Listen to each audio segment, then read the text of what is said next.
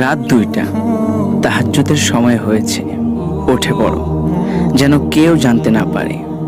ওয়াশরুমে যাও, মিসওয়াক শেষে উত্তম রূপে অজু বা গোসল করে সবচেয়ে সুন্দর ও পবিত্র জামাটি পরিধান করো।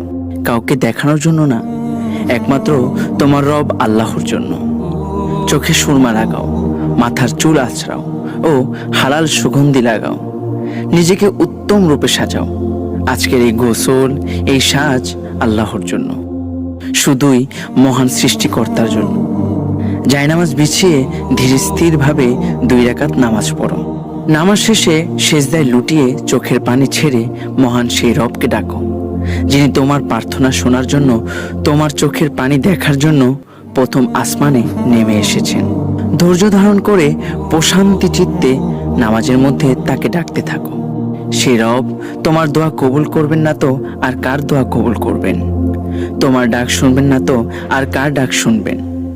তুমি আর সেই ব্যক্তি কি এক হয়ে গেলে, যিনি বেঘরে ঘুমাচ্ছে আর তুমি অশ্রু বর্ষণ করে মহান রবের কুদরতি পা সিক্ত করছো? না না, তুমি আল্লাহর রহমতের ছায়ার নিচে, আর সে অনেক অনেক দূরে। তোমার প্রার্থনায় আরশ কেঁপে উঠছে, তকদির দুলছে।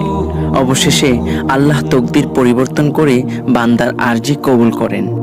ওয়ামিনাল লাইলি ফাতাহাজ্জাদ বিহি নাফিলাতাল লাক আসা আইয়াবআসাকা রাব্বুকা মাকামান মাহমুদা। আর রাতের কিছু অংশে তাহাজ্জুদ আদায় করো তোমার অতিরিক্ত দায়িত্ব হিসেবে। আশা করা যায় তোমার রব তোমাকে প্রশংসিত অবস্থানে প্রতিষ্ঠিত করবেন। তোমার দোয়া কবুল হয় না, তোমার দুঃখ মোচন হয় না, তোমার বিপদ আরো বেড়েই চলছে, ওই নিয়মে ডাকতে থাকো। আরে, যিনি মাত্র 6 দিনে এই পৃথিবী সৃষ্টি করেছেন, যদি ডাকার মতো তাকে ডাকো, তবে তোমার ইচ্ছে কবুল হতে 6 মিনিটও লাগবে না। পৃথিবীতে এমন কেউ কি আছে যে আল্লাহর কাছে কিছু চেয়েছে কিন্তু আল্লাহ তা দেয়নি? প্রমাণ করতে পারবে? হুবহু সেই জিনিসটি হয়তো দেননি, তবে তার থেকে অনেক অনেক গুণ উত্তম কিছু দিয়েছেন। পরবর্তীতে প্রার্থনাকারী অবশ্যই তা টের পেয়ে লজ্জিত হয়ে বলেছেন, হায়, আমি কত বোকা, না বুঝে কত ছোট প্রার্থনাই না করেছিলাম। আজকের এই ভিডিওটি এখানেই শেষ করছি। পরবর্তী ভিডিও পাওয়ার জন্য আমাদের সাথেই থাকো। আর হ্যাঁ, তোমাদের বন্ধুদের কাছে আমাদের ভিডিওগুলো শেয়ার করে দিও, চ্যানেলটি সাবস্ক্রাইব করে দিও, পাশে থাকা বেল আইকনটি ক্লিক করে দিও। শেষ করছি, আল্লাহ হাফেজ।